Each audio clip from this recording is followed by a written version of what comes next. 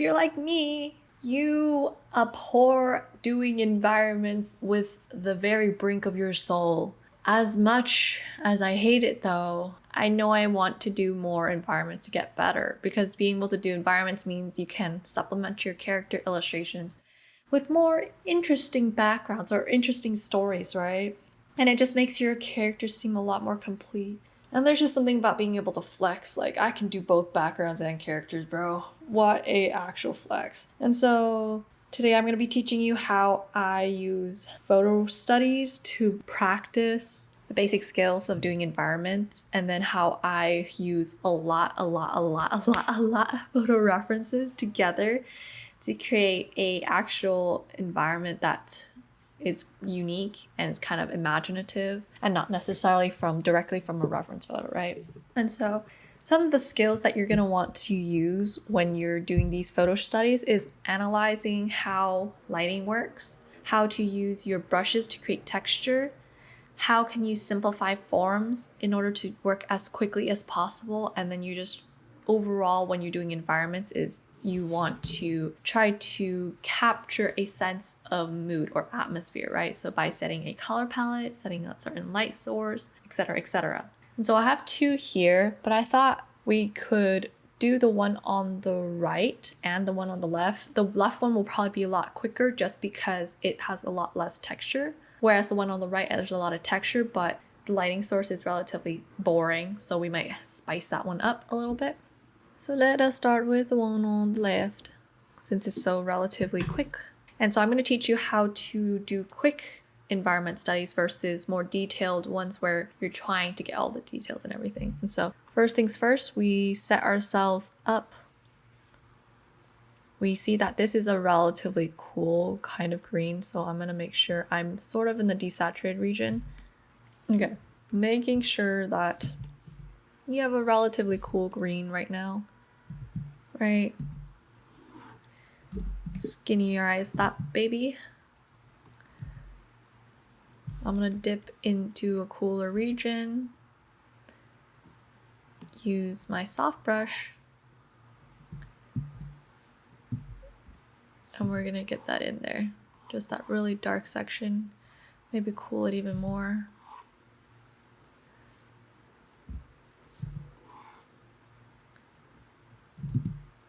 Right, just a tad bit. And then separate layer, we're gonna start doing some real soft, really quick line guide marks so we have some good ideas of where to go. So let's do a relatively thin line. So 6 should be good, I think. This is perspective, and so everything is going to be poking towards this central spot. So all your lines are radiating this way, right? This is how you practice perspective, is that you give yourself these guidelines and you're gonna see that everything's gonna fall along these sort of like radiating lines, right? See? So I'm gonna hide that. You will usually practice it, and then it sort of becomes easier for you to visualize, oh, is this along the right plane? Is this blah, blah, blah, blah. So that's why I don't need to have those there, but I will put them there just as like a friendly reminder, right? Doesn't hurt to have it. Oh, these lines are a little too thick. Okay, we're gonna do a thinner line. I usually like to do a thinner line so then when you're rendering, it's gonna look more natural when you're painting, so you don't have all these like huge lines.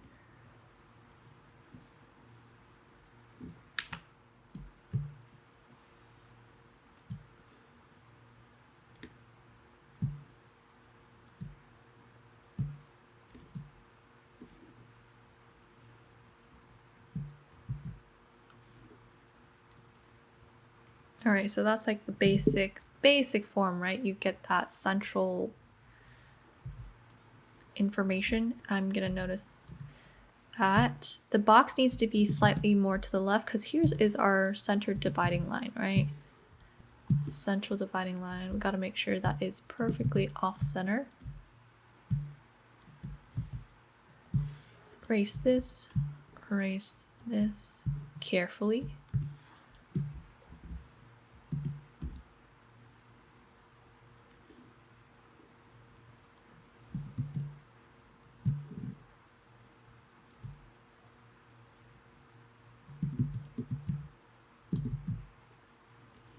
I'm gonna put in this line right here. It's actually more curved.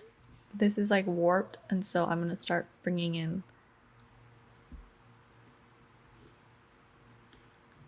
my regular brush instead of the straight line. Try to get that curve in there. And because it's perspective, this part, the part that's closest to us is gonna be fatter than the part that's like farthest away from us. Hence why you get this kind of skinnerizing effect. Right, that's the first outside wall. It's gonna be straight horizontal. No, not quite straight horizontal, so sort of like that.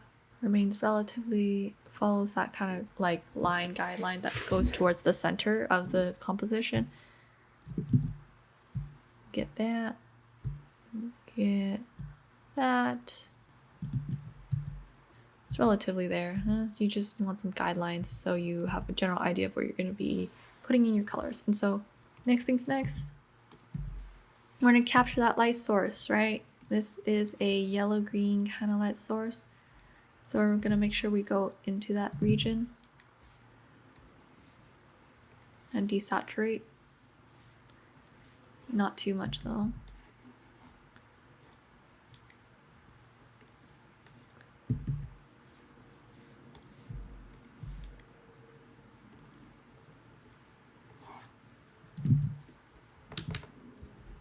We'll come back in and fix that dark shadow later because I realize it's easier for us to do it like this.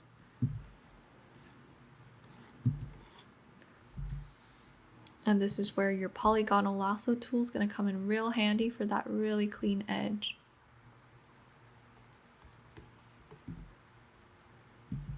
This part right here is going to be a somewhat cooler light source.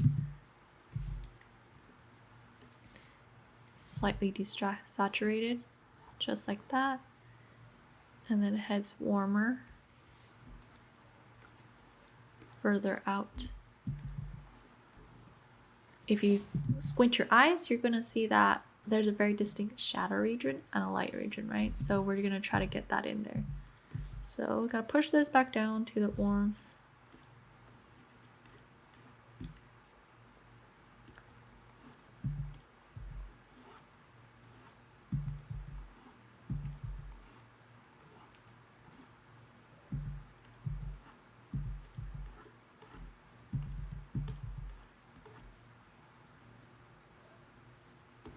Just lighten up this area also. Actually, scratch that. We're only lightening up this area because as you can see here, it's like a different value or a different color. We're gonna warm up that area. And then we're gonna cool it down to like a blue-green for this section right here. You just want to capture like the main focus points of this environment photo study, like what was the photographer doing, like what was interesting about it.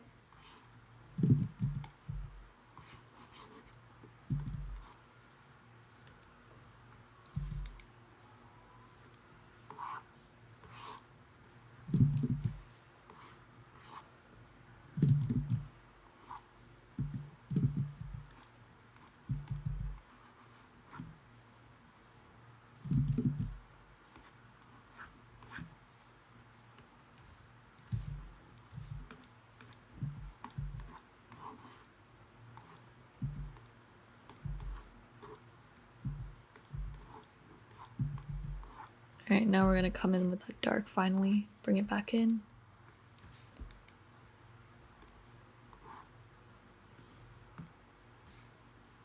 Keep an eye on that navigator, making sure you're getting all the values right before anything else.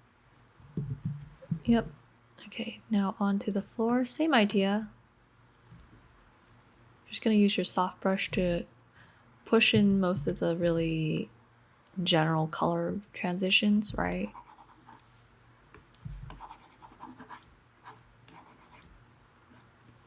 And since the floor reflects like the ceiling, it's gonna have like similar color values.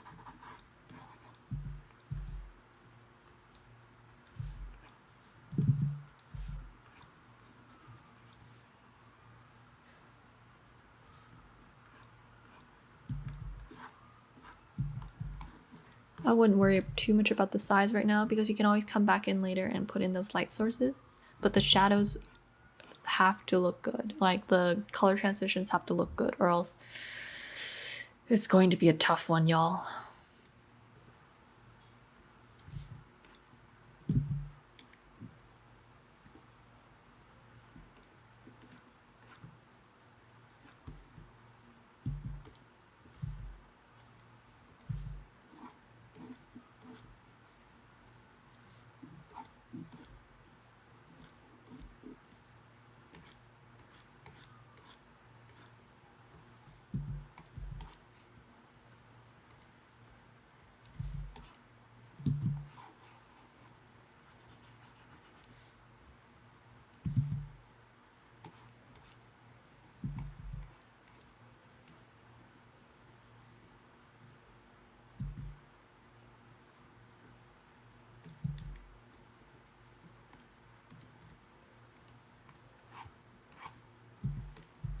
Okay, so right here,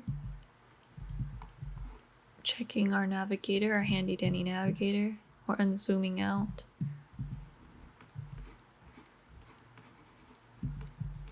Gotta get that triangular kind of shadow, or else you won't get a really nice looking kind of transition and like reflections.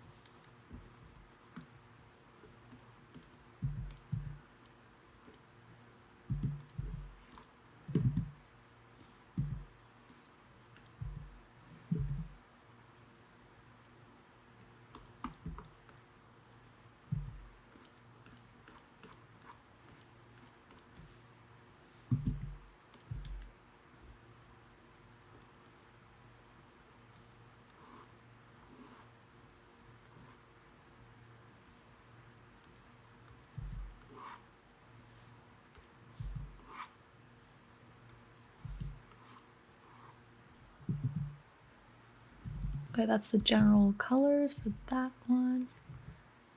We're gonna fix this transition up. Looks a little whack.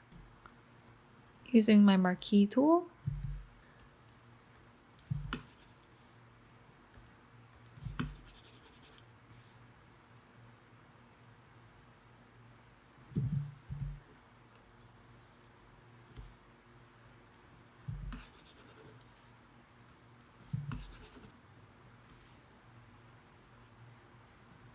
You see how like this color in juxtaposition to the background is not looking quite the same?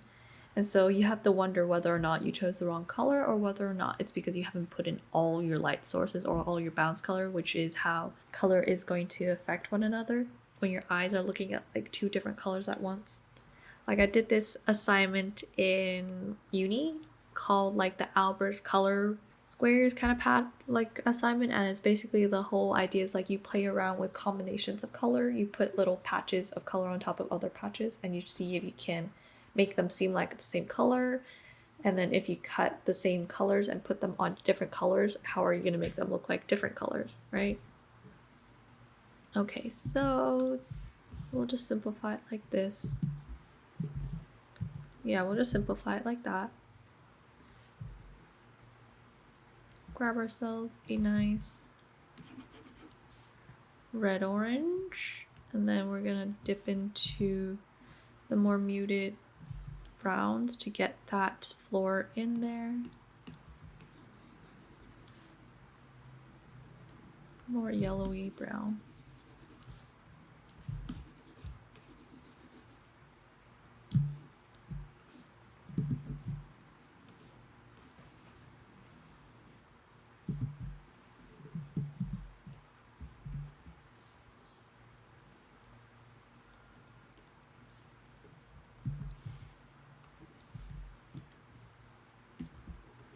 get that transition from shadow to light, and right on the very edge is this really light yellow, orange kind of color.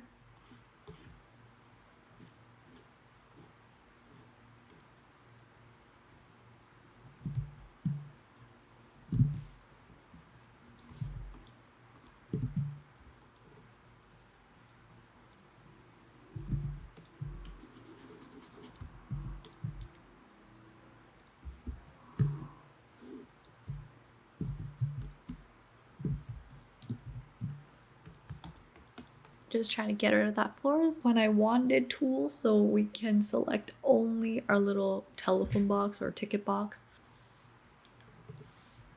So right there, get rid of that. Going slower so the lasso tool has time to catch up to my little brush. So again, we're just gonna take some of that greenish color, green yellow color that bounced up, right? So we're gonna push our way down to that yellow, lighten it up a little bit. And then we're going to color in that whole top box, the one where it's like basically black.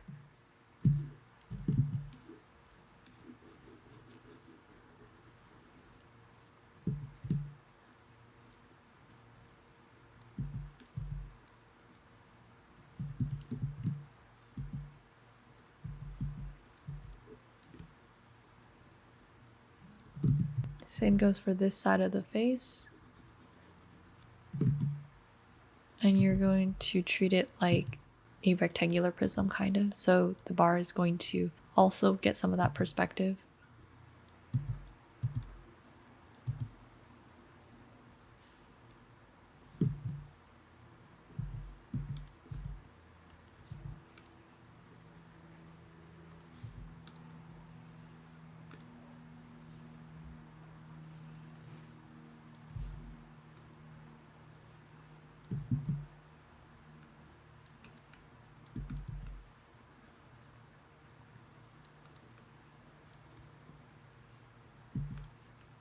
Needs to push back into the cools, almost like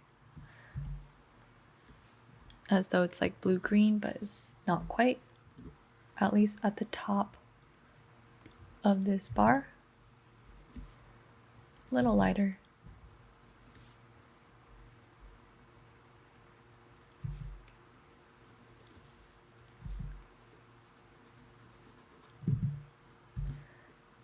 And this part is separated by a shadow that you can see is being cast because of that bright light source.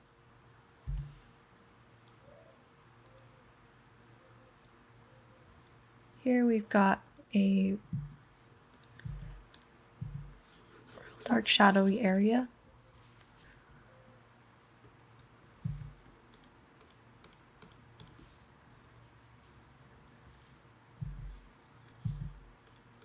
And that comes from like the light being here, and then this part's gonna be shaded off, right?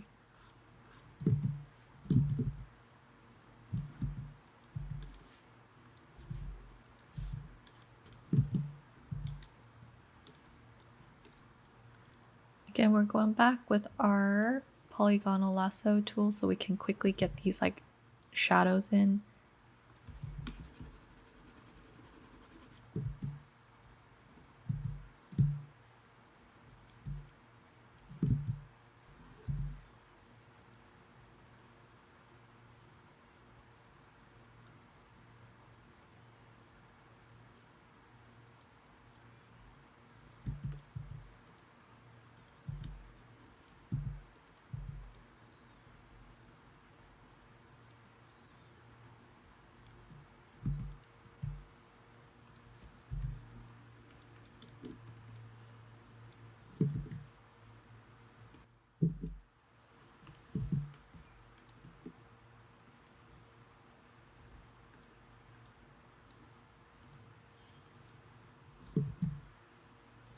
What we're gonna do to fix that is we're gonna use this tool called Skew.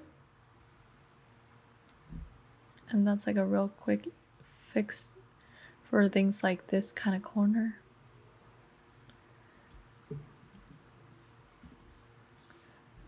Then we're gonna go for perspective to try to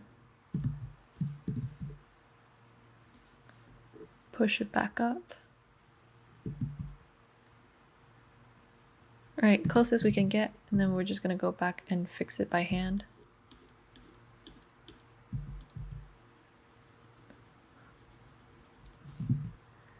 Remember to unlock your layer so you can paint and fill in this empty spot that happened once we moved stuff around.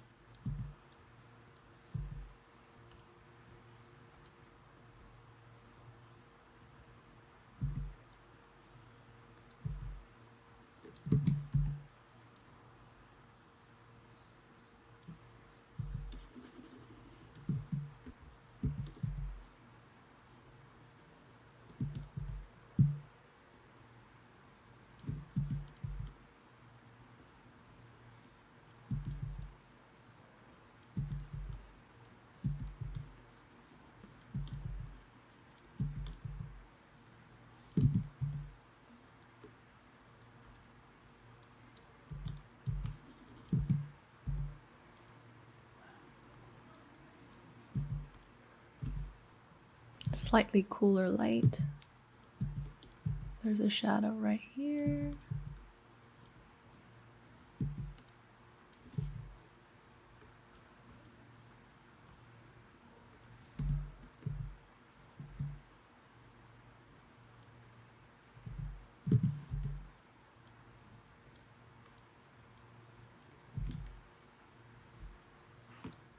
Starting to get some texture in here.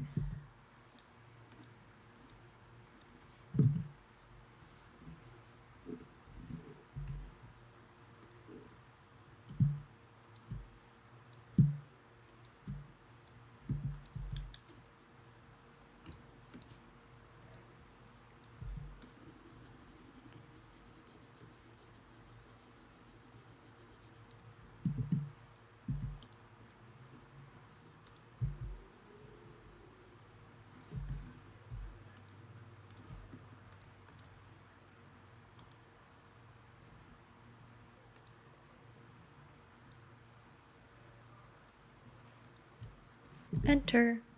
All right, this is where we can capture that slight warmth and then we can add in like the light area. Forgot to get rid of this.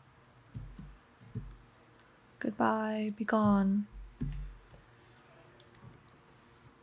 Just Control Z and you can get that lasso back. Get that warmth in there. This part, cool it down and go darker because it is in the shadow. We're also going to add in that dark cast shadow that's underneath it. And we're still going pretty geometric at this point here.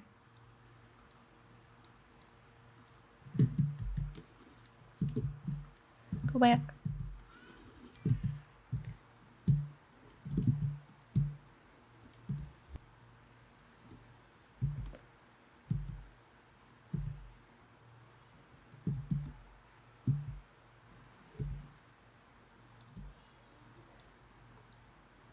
Now we're going to start to build out this area. And it's just like a slight darkness at the edge to distinguish it, right? And then scratch that. What you're gonna see here is that you see the light source that's underneath. So we got to paint that first before we do anything else and mess it up.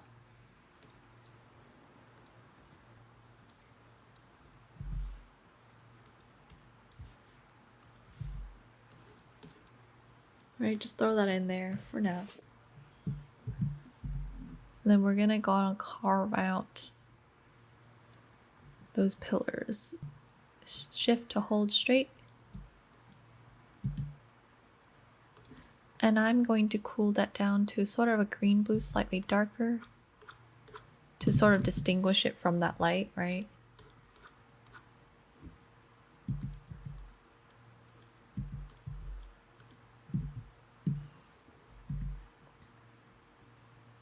And we're also going to take this opportunity to add in that orange light that's in there. So I'm going to take the orange, soft brush it in there.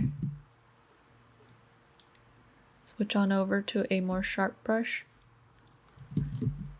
and a slightly less saturated orange.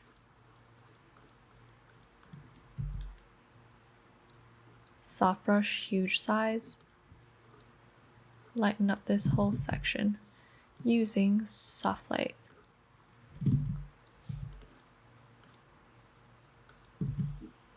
Oops. Yeah, you gotta be careful with the borders and everything.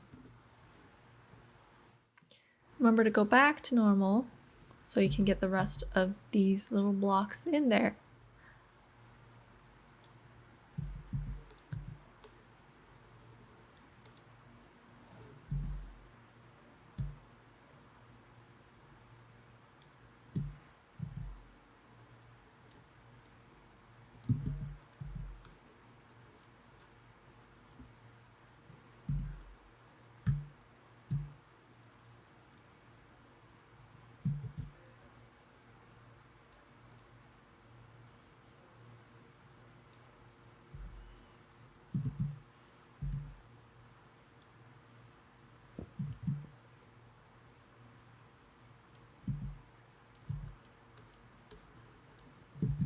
And as you see, as it gets closer to that side where there's a lot more of that reflected light, it's going to get slightly warmer to like a yellow-green. So you got to reflect that also. Yellow-green that is slightly more saturated, apparently.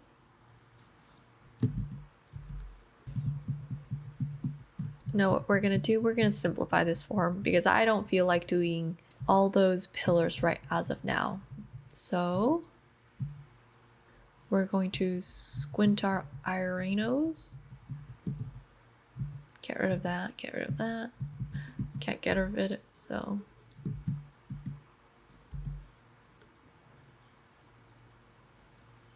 We're gonna fix this. What we're going to do is we're just gonna capture those orange light areas, right? So soft light, where you at, baby?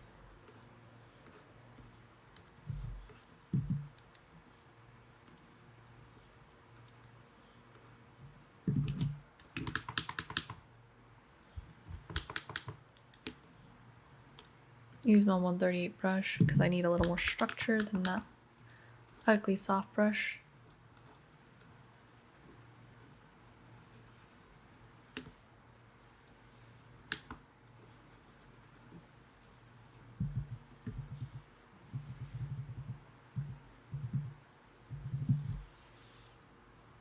Don't like how that looks, so what we're gonna do this time is we're gonna just try to do rectangular kind of light sources, right? And it's gonna be a real test of our ability to mix colors.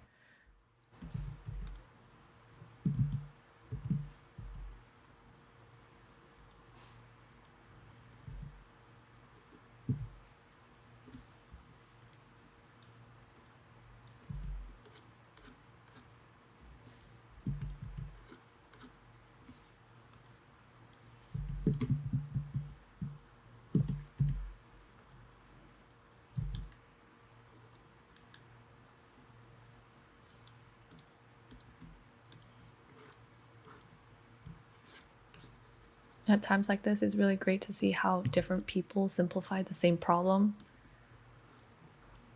Because I'm trying to capture all this information without driving myself mad, right?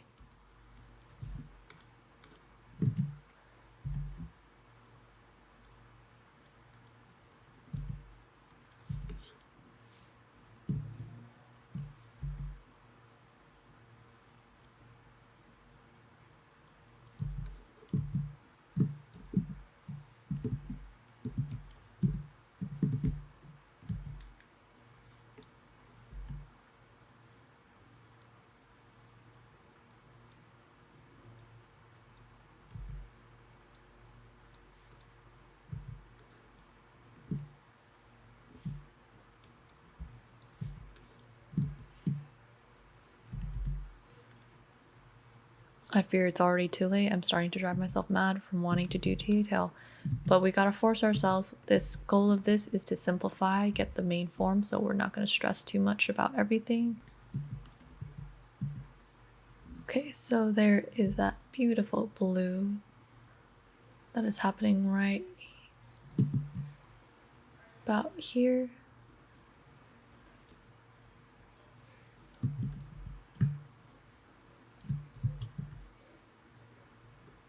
Throw that in there.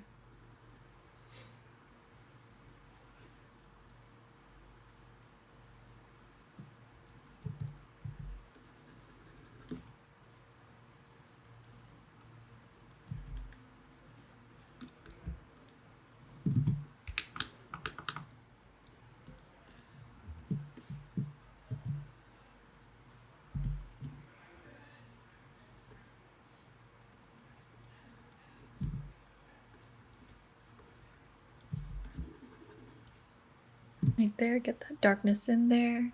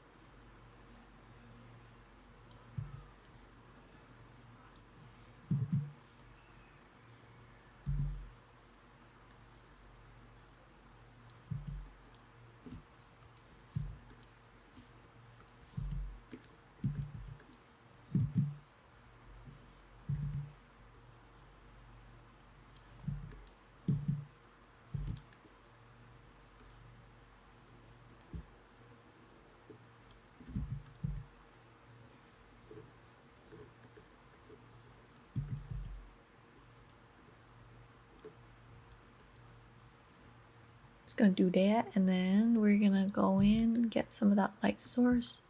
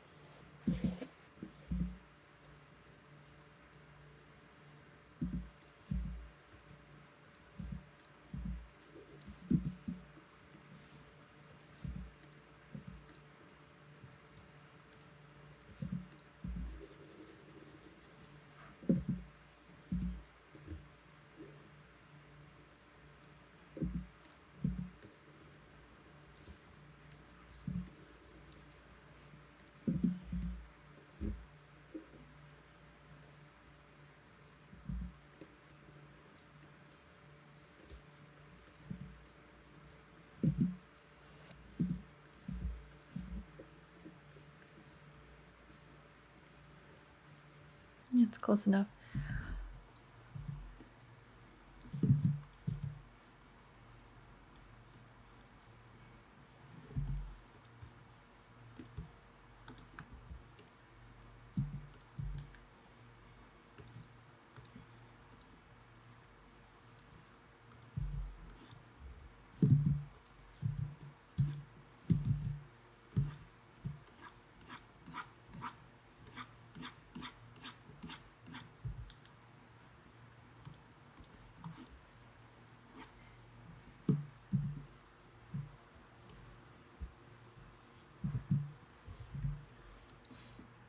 Now you see that I'm trying to get that reflection of the floor using good old soft light layer.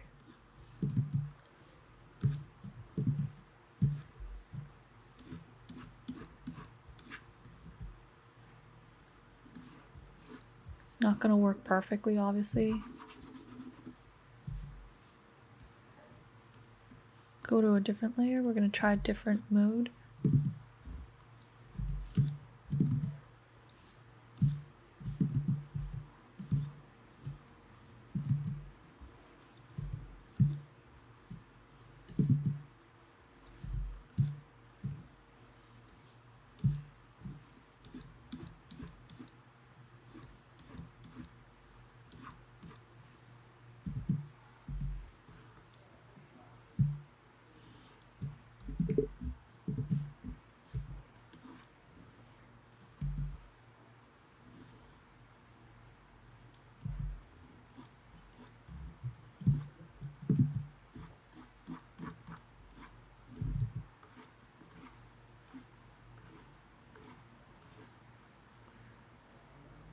Right, here's where you're gonna start playing around.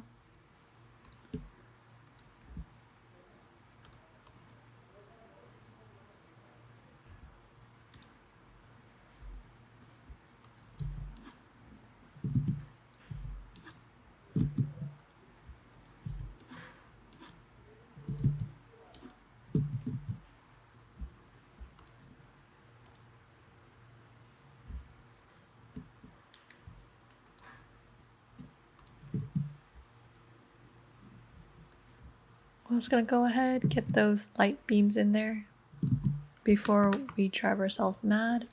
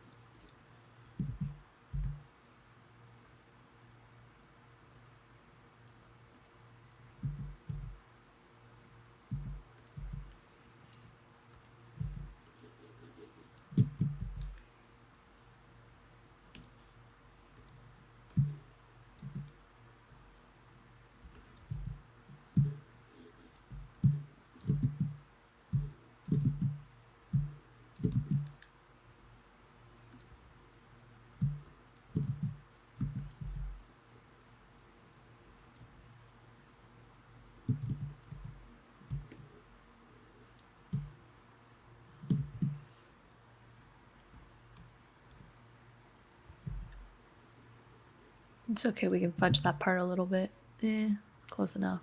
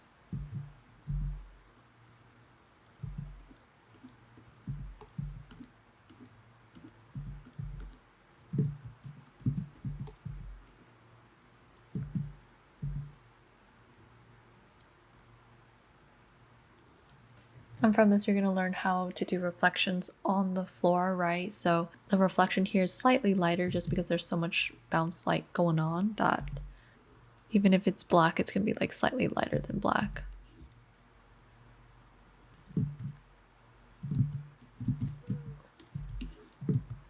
Like that, right? Same goes for here.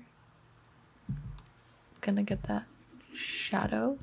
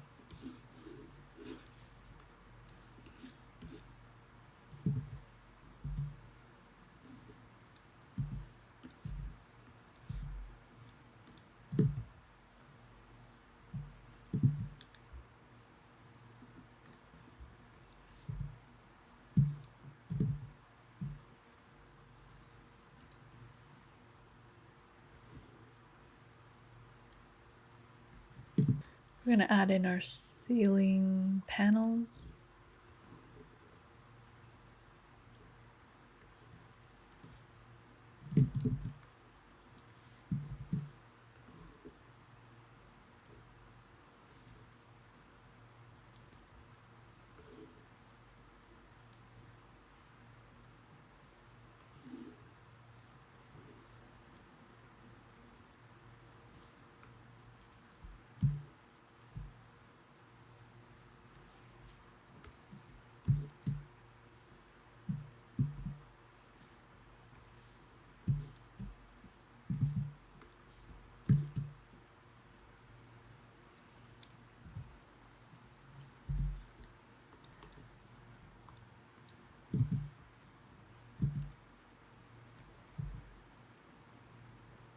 We're gonna capture that light that's here by going back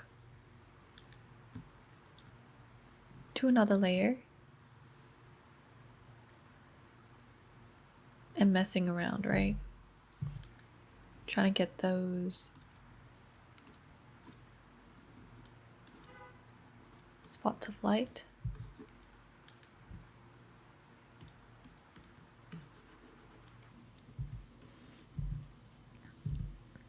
And so you see that I am just trying to put in those lights, right? I like to use this brush because it helps you mix the colors a little bit better. Obviously, you have to still have a good foundation for color theory. Like this color, how do you make that color? Well, if you're doing traditional painting, the way that I think of when I'm mixing color on Photoshop is that I would add yellow ochre to the original brown in order to get sort of that kind of warmish glow, the greenish color. And especially since we're on hard light, that also means like it's gonna look extra yellowy, right? So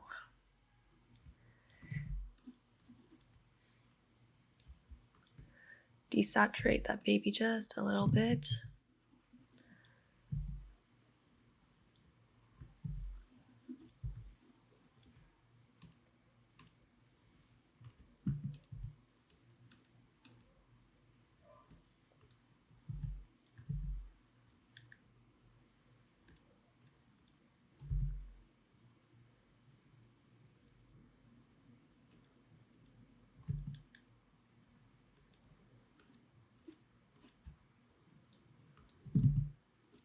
Get that clean, clean, clean edge. We're gonna push this into the greener area.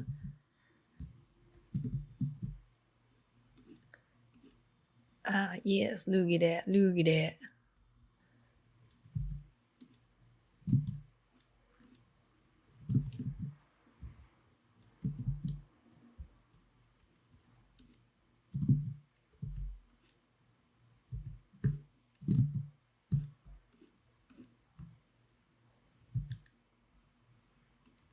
And you're gonna erase away that part where you have like this part reflecting downwards, right?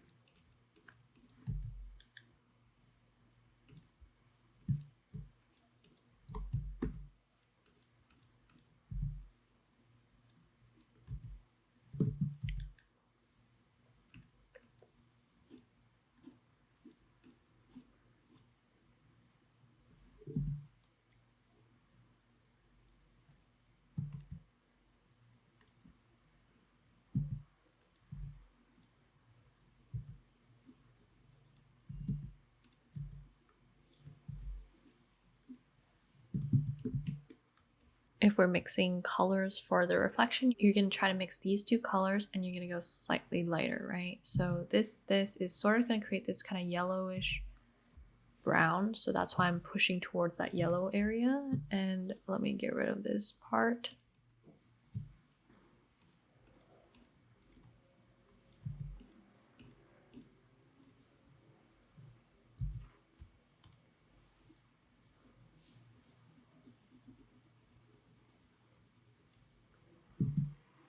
Right there.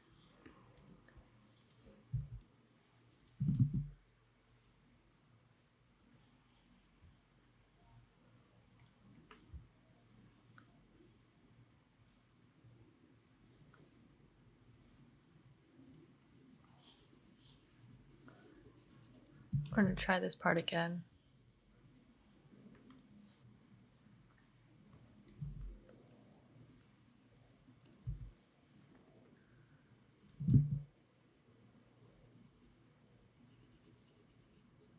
All right, because we got to make adjustments since we didn't copy the reference like perfectly.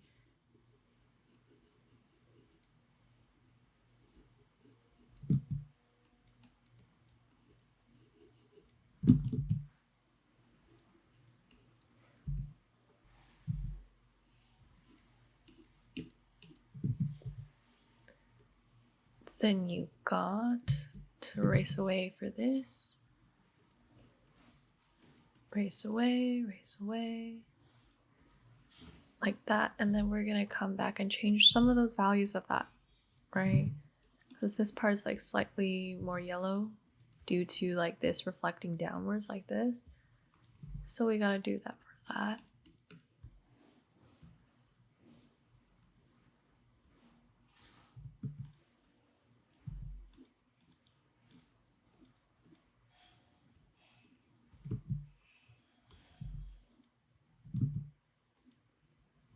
We're gonna exaggerate our colors because we can.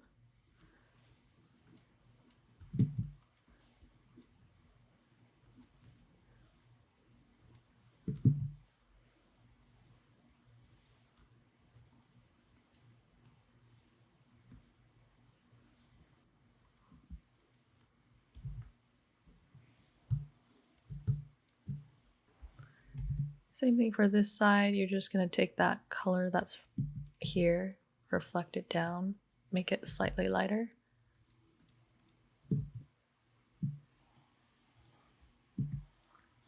This area is pretty dark, so honestly, you probably won't even see that reflection, but we like to be perfectionists, right?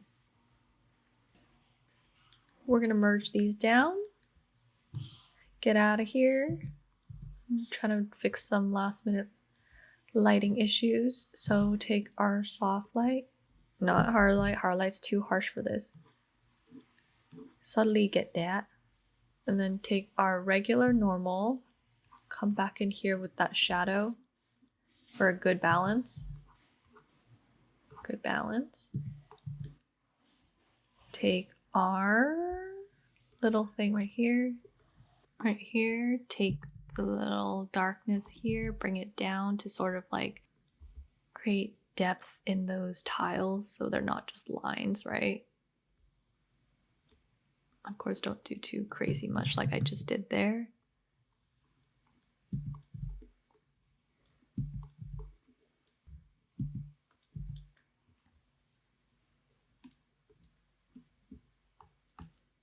bring ourselves a turquoise shadow. Make that smaller just a tad bit. Reflect that on the ceiling. And then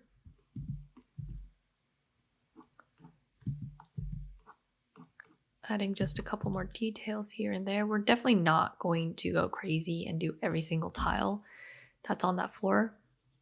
I'm not psychotic like that. I am just going to do a couple of them just to give the illusion that this is tiled, right? Like this.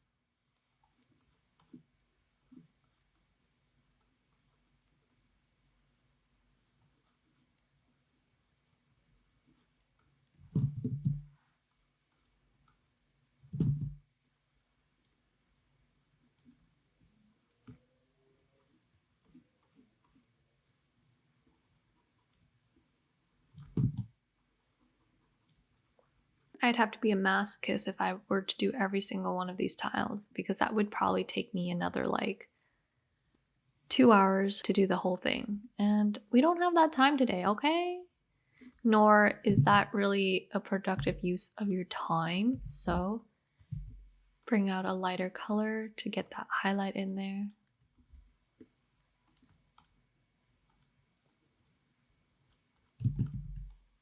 Because our trusty trick to making things look good is adding dark next to light.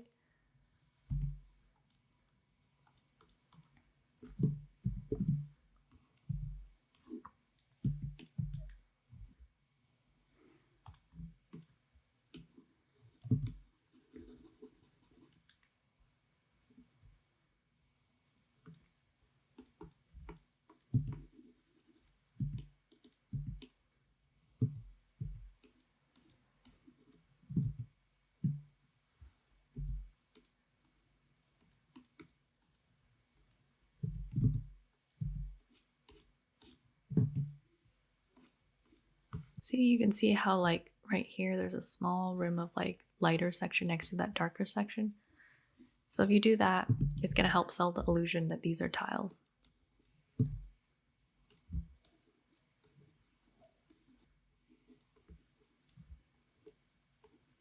And you're just going to do them every here and there.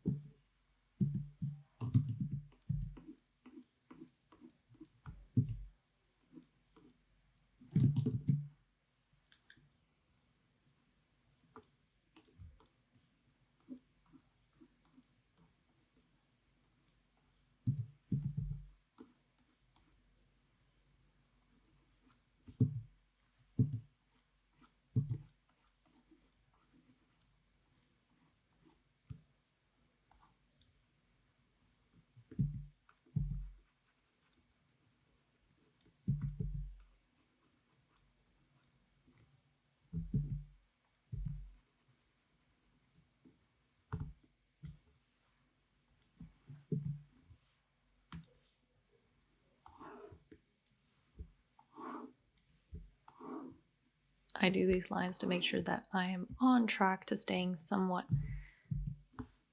close.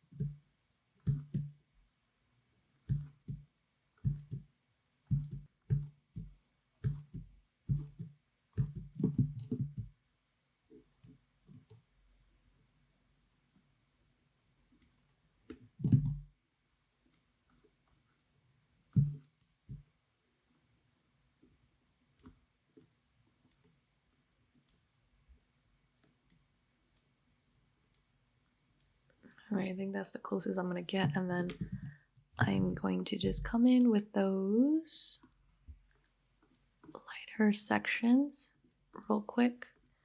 Get in there, get it out of here.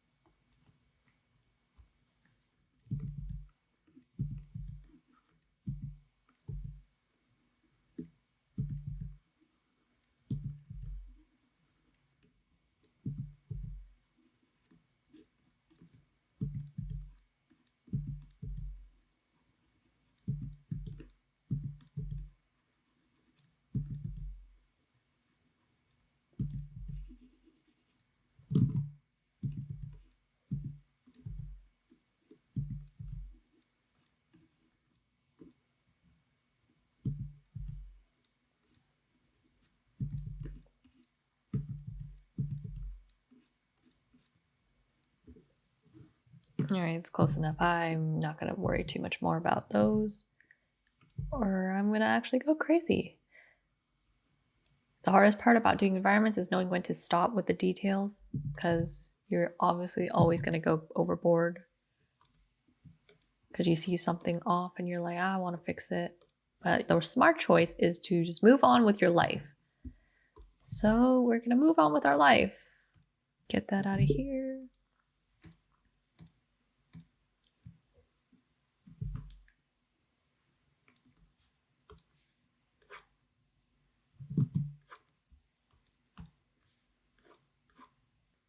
And we're just gonna get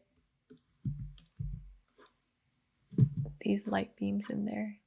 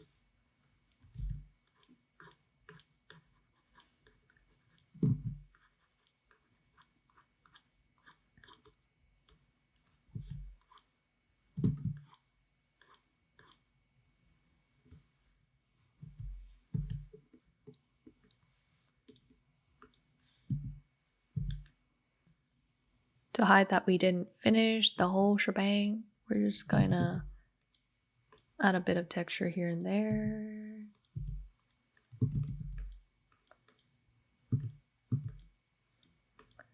To break up those lines that we made.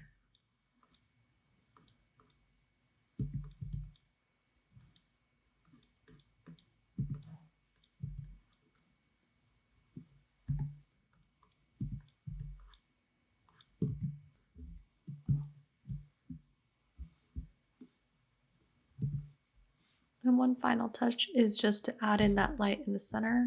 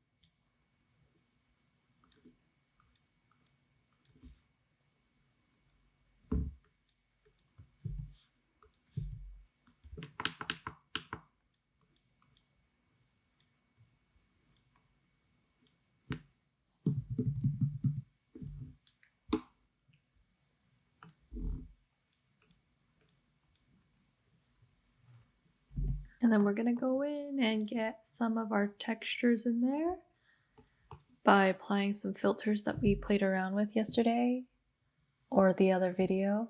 Let's try adding a little bit of noise. Monochromatic amount, just a little bit. Yeah, we just want just a little bit of noise. Gaussian, make it not even.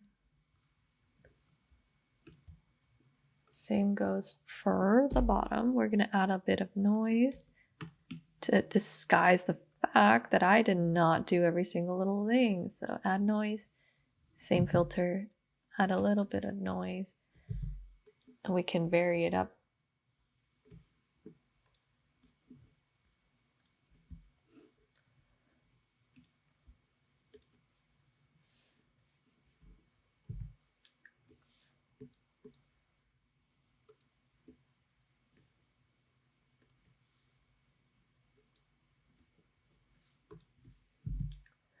We'll just use one of our brushes, you know, because we have so many different types of brushes, we might as well play around with them. Oops, that's not the move. Right there, yeah.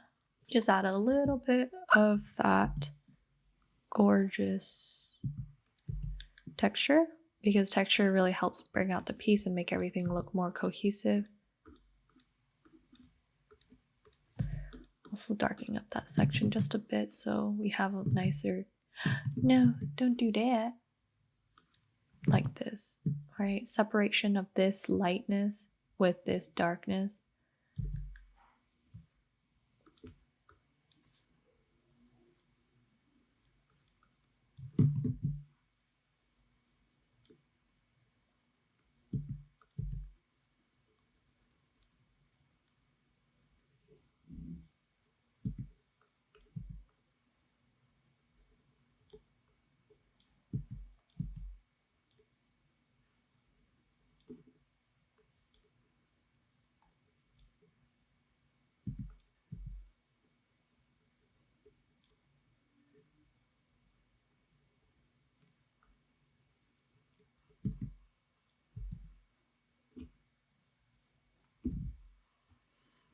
All right, that's close enough as we're gonna get it. So we're gonna call it, this one is finished. And so this is like an example of how I would typically use an environment study to kind of practice how I'm using my brushes and how I'm laying colors down in specific orders. Like trying to figure out how to gradiate this and then add the light on top is a very useful skill for later on when you're trying to create environments of our own, right? So I'm not going to do the other one just for the sake of time, this one, but I can just do like the little section of the tree so you can see like how I would approach doing trees. Let's hide this baby. Hide, merge. I'm gonna merge those two layers. Merge. And then hide that baby, and then we're gonna do real quick, how do we approach doing trees like that? We're going to consider these types of trees based on their lights and darks. So this is the dark section. And then the top is the light section.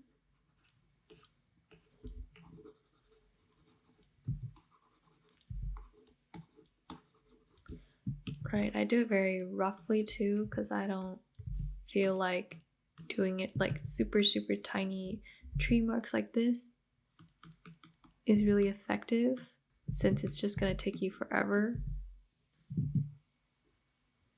I would reserve these types of shapes to like bigger sections like this.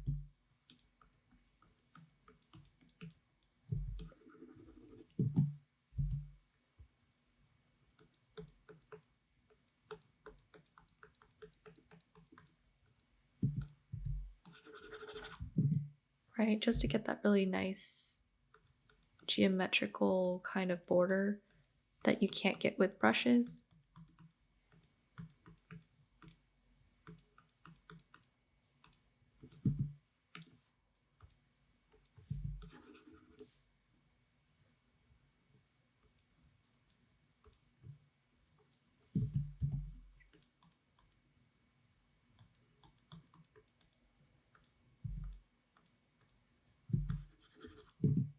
Right, something like that.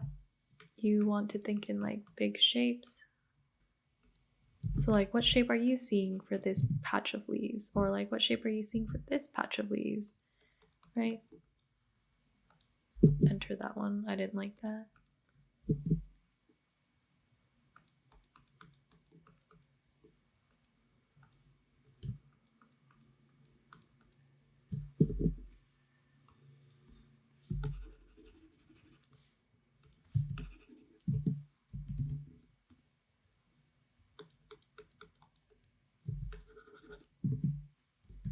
And this is why I usually typically lay down like my darks first before coming in with like my lights, because then you can create like really nice kind of leaf shapes just like that. Made a mistake there, should have done a better value for that part, but whatever, it's too late, it's too late. We gotta work with what we did, right?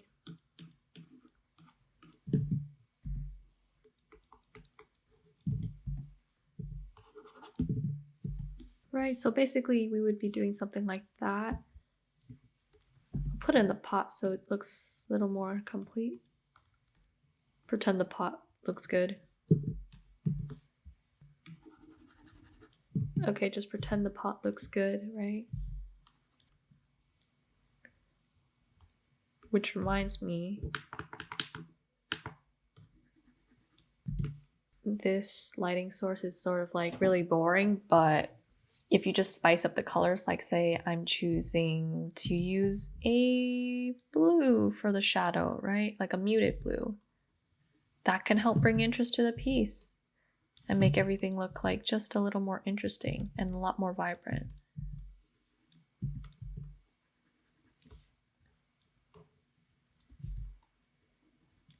Right, something like that. Then you come in at the very end with your branches, a desaturated kind of brown color, darker, and just come in and fill in those branches. Right, something like that. So that's how I would approach, and then I might even add in some of like my textures that I really like this one, or like even this baby, like very sparingly, obviously, something like that, to try to create the simulation of leaves.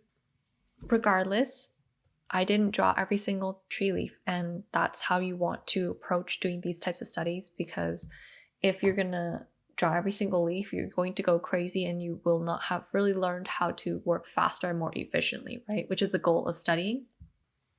So that's how you would use photo studies to improve upon your own environmental skills. And then now I'm going to be talking about making your own design choices, whether or not you want a flat background for your illustration or do you want a more rendered illustration, right?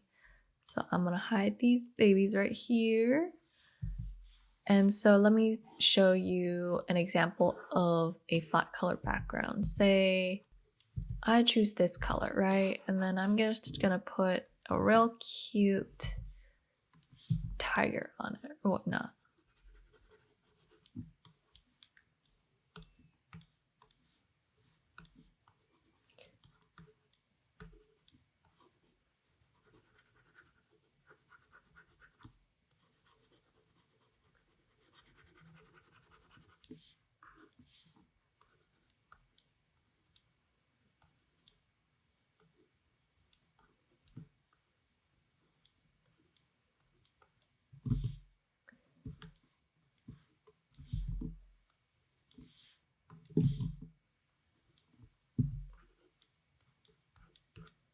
Right, tiger right here. Now, how do you decide whether or not you want to maybe either put this tiger in this type of background, or do you want to put a tiger in say a more realistic background where you have all your jungles and stuff?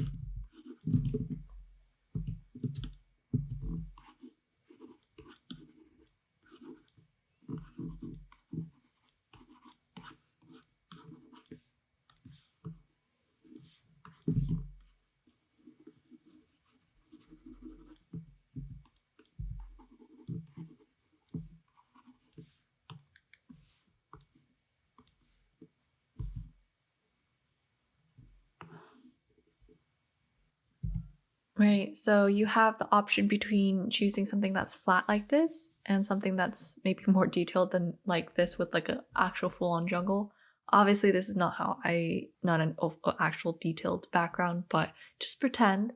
So when you put the tiger in more of a detailed background, you are giving yourself an opportunity to tell more of a story in a cinematic way. Whereas if you're putting your subject in a more flat color background like this, you're sort of highlighting more of the character rather than, say, the background, and you get this feeling of like graphic or like cartoonish kind of mood. Like you see the posters that you see for movies, for animes, where like you're gonna get real cute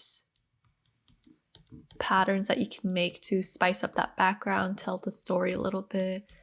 Maybe this tiger really loves meat, so you're gonna get like floating pieces of meat here. I'm on the wrong layer, but whatever. Yeah, maybe you'll have like floating pieces of meat or whatnot. Who knows, right? But the idea is that when you have flat backgrounds, sometimes it's not enough just to put a flat color, and sometimes you might want to spice it up depending on how you're feeling and whether or not you want to tell just a little bit more about the personality of the character. And so some of the ways that I typically like to spice up a color background is I add texture or little patterns to it. So I might do something, say like a screen tone using this kind of texture, or maybe I might even do it using the dot screen tone texture, or maybe I might even just do really simple kind of patterning where it's just too big. Or I just take a good old lasso tool and like do some shapes to break up the whole background.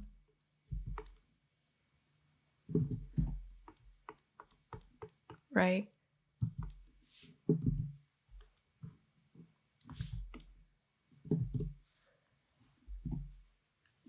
And when you do this, it just really allows like your character to shine through. Like, see, your character is like on full display. Sometimes I might even go in with good old texture brush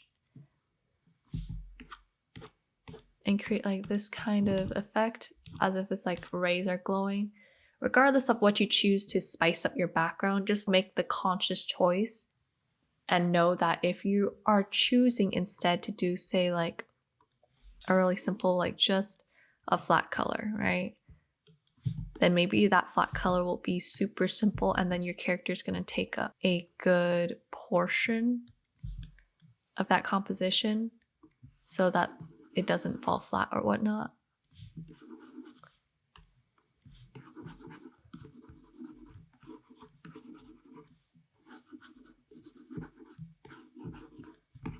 Right, you might do something like that, in which case maybe having texture in the background would be detrimental because you're trying to focus on all the details of the character. But if your character's like somewhat a little smaller, like say something, say like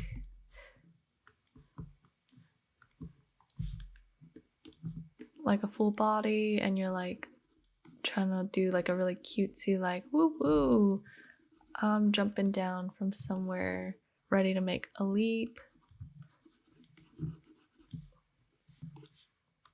then maybe you might want some more like types of patterning where it's like text here, like magazine text, or like stripes, dots, etc., etc. Like typically just play around with it. I also tend to look up sample images of like magazine editorials and to get some inspirations on like how to achieve that kind of digital graphic design kind of look. And you know, it just depends on like what's your taste, if you want to go more graphic versus if you want to go more cinematic.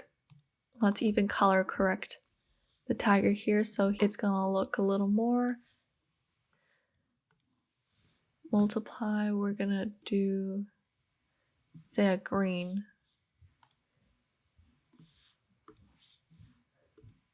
But we're gonna reduce that so he's still somewhat like the brightest focus of the composition, sort of.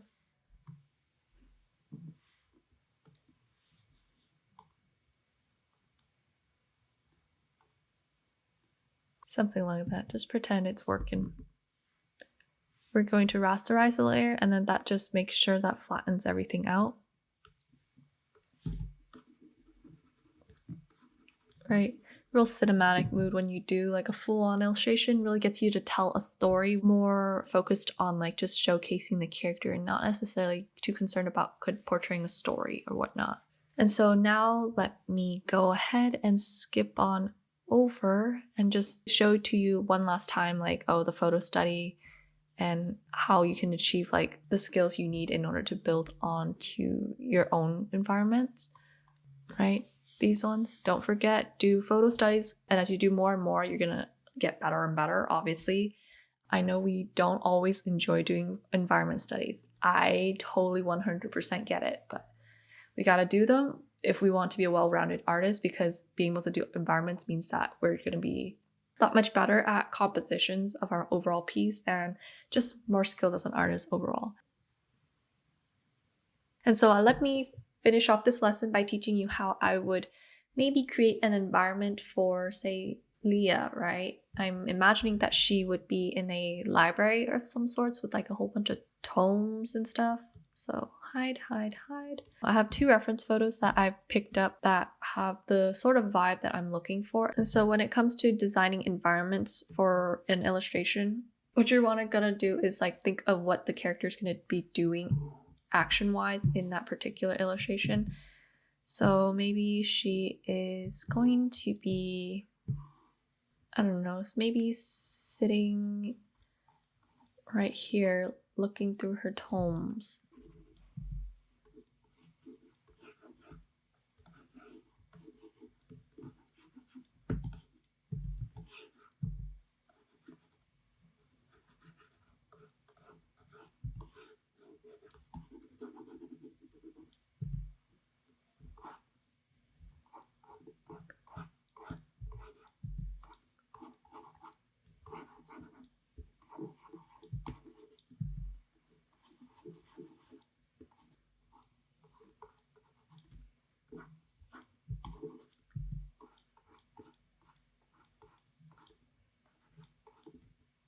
Right, I'm thinking of like a looking down angle, right? So maybe with this forced perspective, everything's going to be looking this way.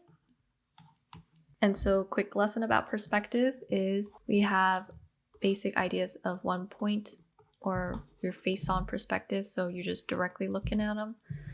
Nothing really difficult is happening. Your house is just going to be flat 1 dimension. 2-point perspective, maybe you're going to get some of that side of that house, right? But your point that everything disappears to is like off to the side, so you're really not seeing it. This has like a straight eye line, sort of slanted eye line. Some more complicated perspectives come from when you have, say, multiple like points of view. So like if you have 2 points of perspective, it's going to get complicated.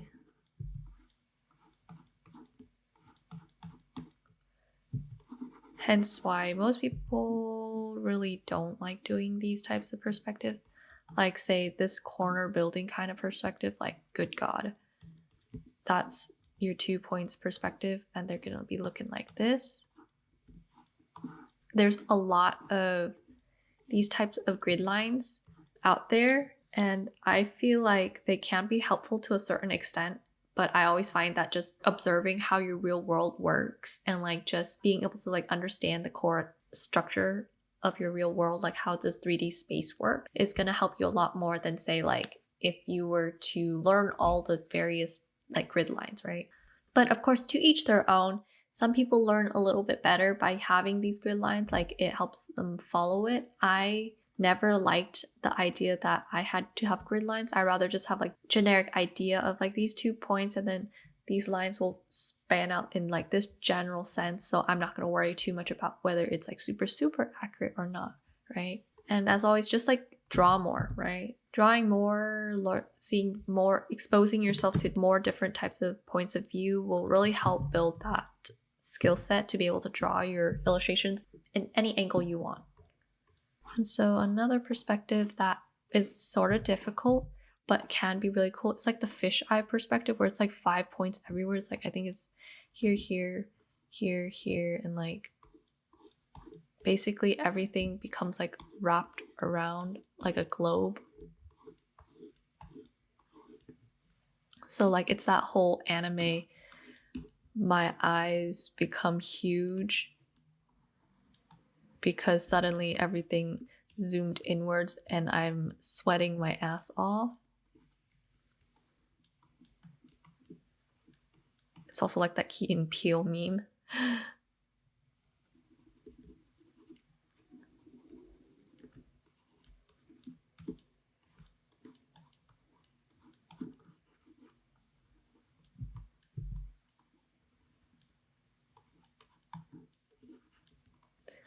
The fishbowl perspective, basically. Everything gets wrapped around this center point.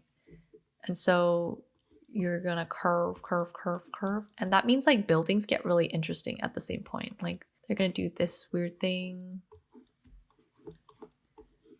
and etc., etc. So that's just like the mini quick lesson about perspectives. But if you guys are interested in more perspectives, I would highly recommend checking out like Prokofiev, is that his name? He's like on YouTube. He's like a really famous artist already. So I think he has a lot of top videos talking about perspective and everything. So if you need a little bit more help in regards of that, go for it. But I'm just going to continue talking about how I use these two pictures to try to like sort of blend them together and create like an interesting environment for where Leah might be existing in. So I'm going to imagine this is the top of a bookshelf just like this.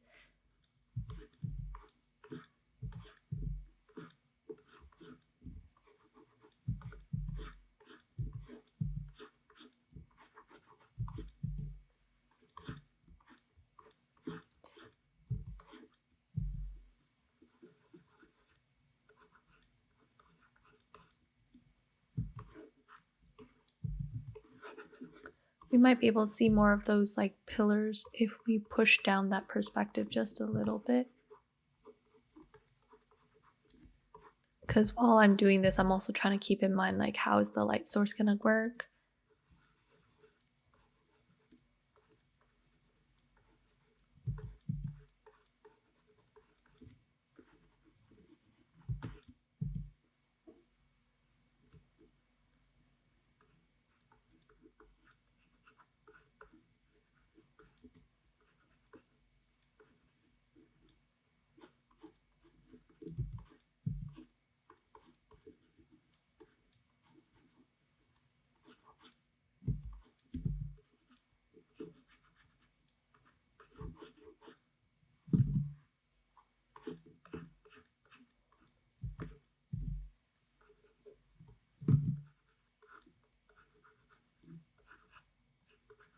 And here's where you might want to take a reference photo so you can get like pretty accurate top-down perspective of the body if you don't have a program, say like Portrait Studio that I have.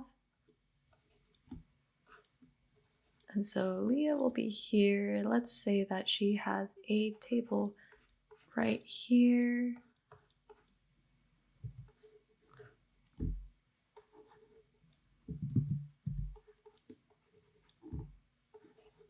That's right by the pillar for no reason. It's a horrible architectural decision, but whatever. It's not my place, not my study room. So we're gonna get her maybe floating. So if she's floating, I'm gonna say we're gonna have to shrink everything down.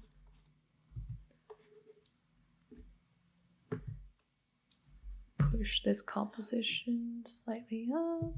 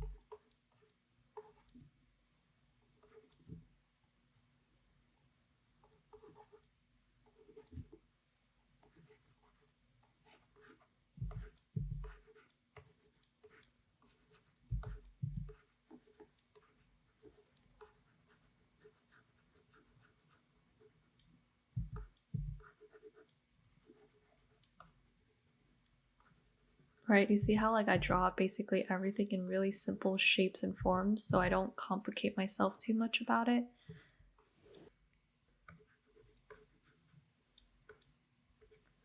Maybe there's like a pile of those already, some strewn about here and there because she's a messy reader or something.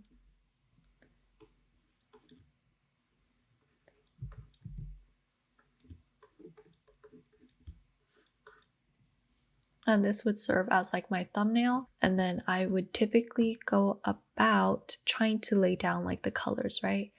So I'm liking this kind of really earthy tone. So let's try going for that color scheme first.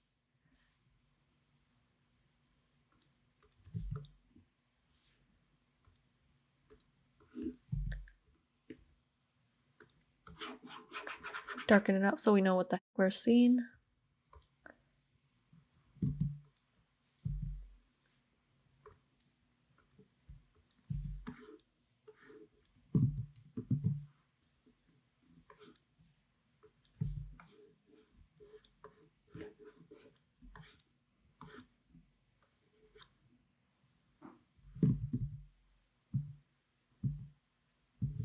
Let's pull up Leah's design again so we have a reminder of her color scheme.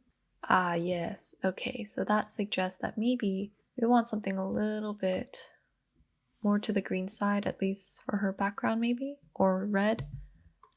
We shall see.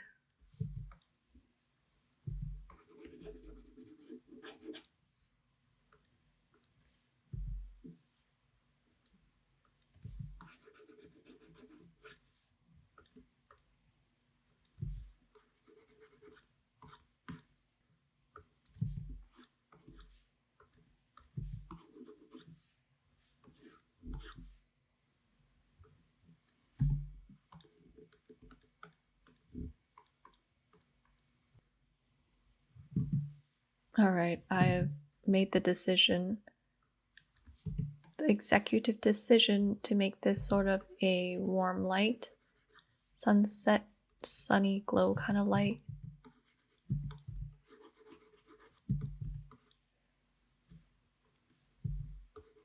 So all light must abide by such rule. I will not tolerate it otherwise.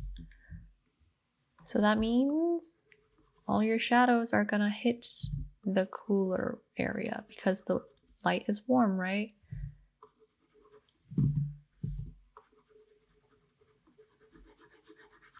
Yes, yes, yes. That means we can push them closer to the greener region or the yellower region, so then it's gonna look real great with Lisa's hair.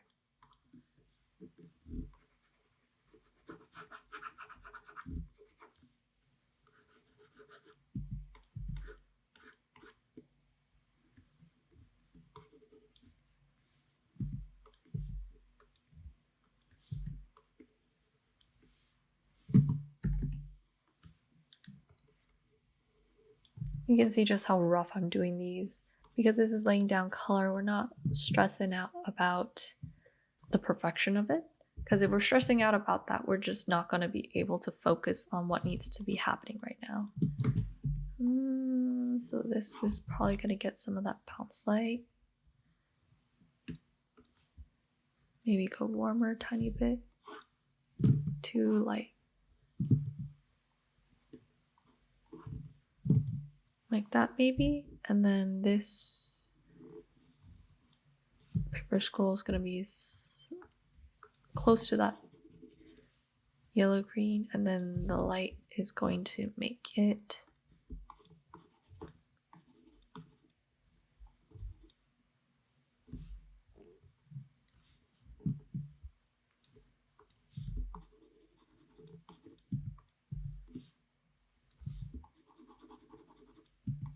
maybe that color or something. We'll just put that there for now.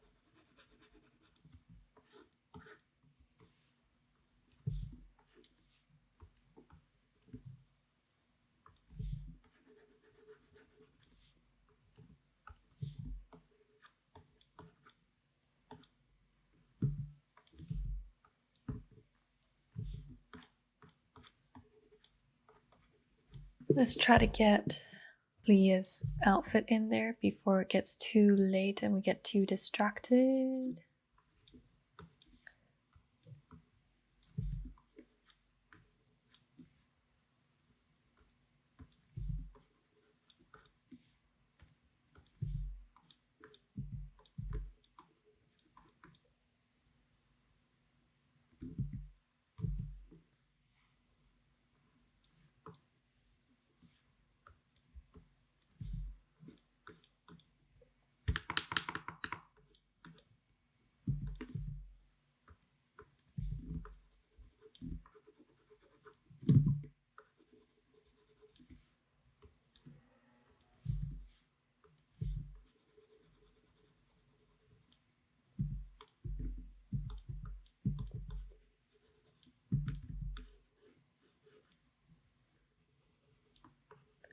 And since we have some more unnatural colors out here, we're gonna have to bump up some of the unnaturalism and some of the color choices that we did for over there.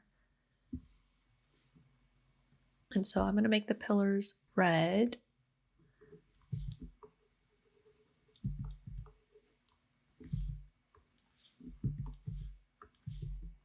And then I might change the color of that bookcase or add a bit of more color all throughout the whole environment in order for it to read, you know, somewhat cohesive. But just throw these in here.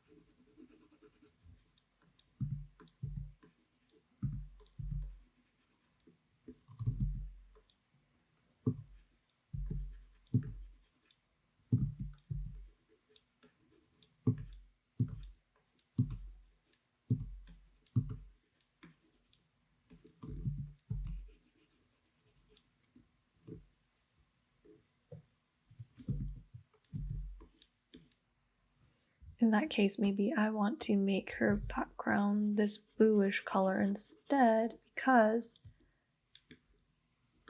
then we can really get like that really bright kind of glowing effect, right? So let's try that. Sweet, sweet. Check out that sweet, sweet, sweet color shift. And so we're gonna push all our colors, make our lives easy.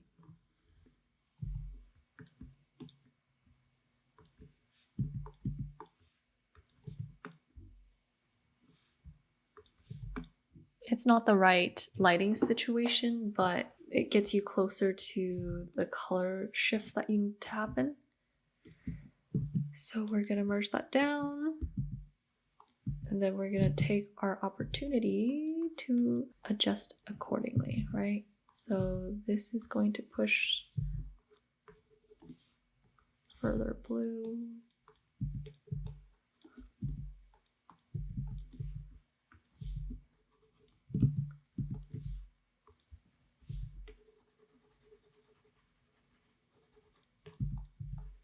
like it's the moonlight instead of a warm glow. I have overridden my own thought process, which is perfectly fine because it's my decision.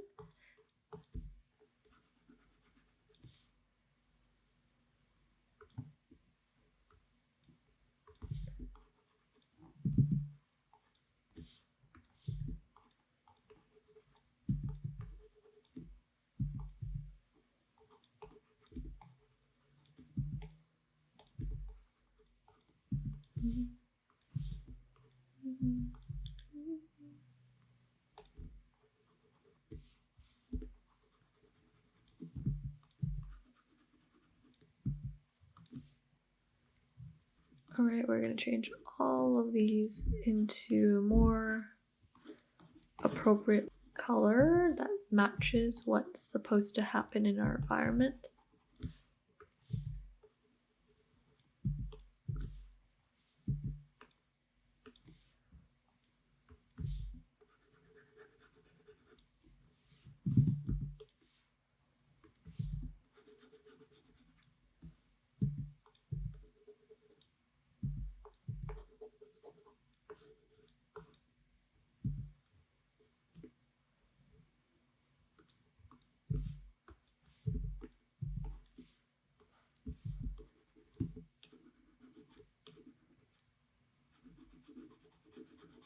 This is going to be all in the dark except for the slight glow that's going to be coming from those tones.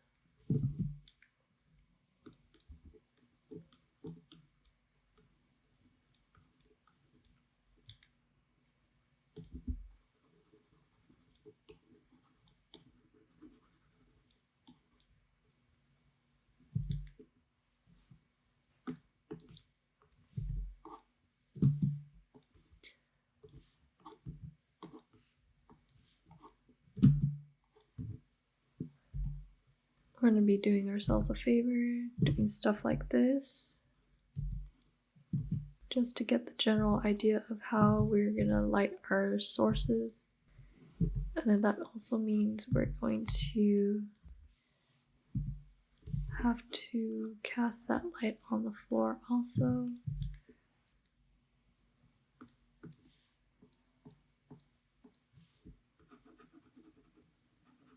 Just a tad bit of cast shadow. And then so the hand's going to get a big brunt of that light, especially on this hand. Right? Maybe something like that.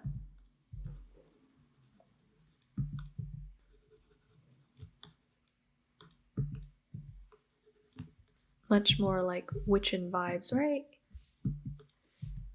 We're going to break up some of these silhouettes. Right? This baby's gotta be the darkest.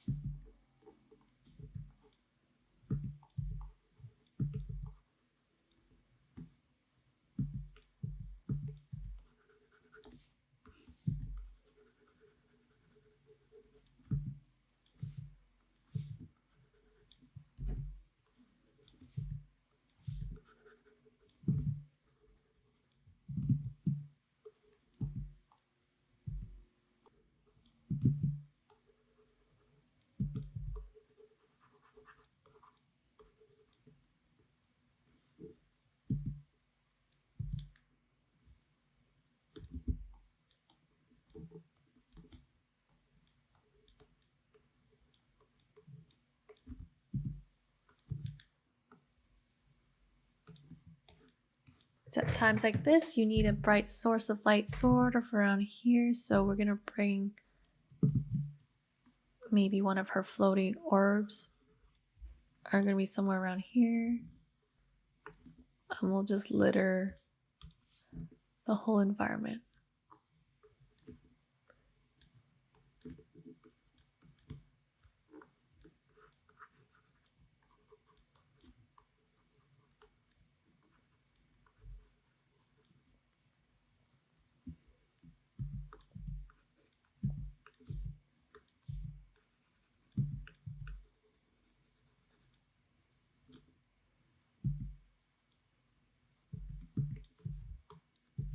Or better yet, maybe we will even have like a candle there.